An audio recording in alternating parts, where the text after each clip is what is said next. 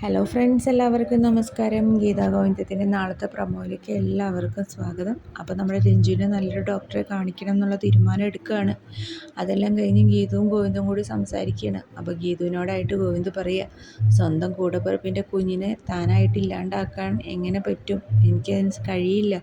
ദൈവമേ, അതാണോ ഇനി ദൈവവിധി? തൻ്റെ കൂടപ്പിറപ്പിൻ്റെ കുട്ടീനെ ഇല്ലാണ്ടാക്കി എന്നുള്ള പേരും കൂടി തനിക്ക് വരുമോ എന്നൊക്കെ ഗീതുവിനോട് ഗോവിന്ദ് പറയുകയാണ് കേട്ടോ.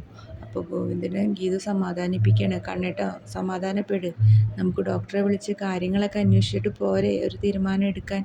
അപ്പോൾ ഗീതുവിനോട് ഗോവിന്ദ് പറയുന്നുണ്ട്, താൻ വേഗം തന്നെ ഒന്ന് വിളിച്ച് അന്വേഷിക്കുക, ഡോക്ടർ സ്ഥലത്തുണ്ടോ എന്ന് ചോദിക്കുക, ഡീറ്റെയിൽ ആയിട്ട് കാര്യങ്ങളൊക്കെ ഒന്ന് സംസാരിക്കുക ഗീതു എന്ന് പറയാണ് കേട്ടോ.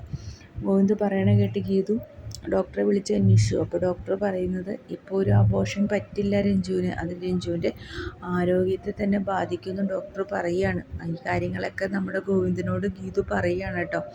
അപ്പോൾ പറയാണ്, എന്തെങ്കിലും ആവട്ടെ, എന്തെങ്കിലും വരണോടത്ത് വെച്ച് നമുക്ക് കാണാം, എൻ്റെ അനിയത്തിക്ക് ഞാൻ കൂടെയുള്ളപ്പോൾ ഒരു ആപത്തും വരില്ല എന്നൊക്കെ ഗീതുവിനോട് ഗോവിന്ദ് പറയാണ് കേട്ടോ. അപ്പോൾ നമ്മുടെ ഗീതുവും ഗോവിന്ദും കൂടി സംസാരിക്കുമ്പോൾ ഗോവിന്ദനോട് പറയാണ്, അമ്മയുടെ കണക്കൂട്ടിലൊക്കെ കറക്റ്റായിരുന്നു കണ്ണേട്ടാ, ധ്യാനിനെ കുറച്ചും കൂടി നേരത്തെ തന്നെ ഇവിടുന്ന് പറഞ്ഞയക്കേണ്ടതായിരുന്നു, അങ്ങനെയായിരുന്നെങ്കിൽ ഇങ്ങനെയൊന്നും സംഭവിക്കില്ലായിരുന്നു എന്ന് ഗീതു ഗോവിന്ദനോട് പറയുകയാണ് കേട്ടോ. അപ്പോൾ ഗീതുവിനും ഗോവിന്ദ ഒരു നോട്ടം കൂടെ നോക്കുന്നുണ്ട്.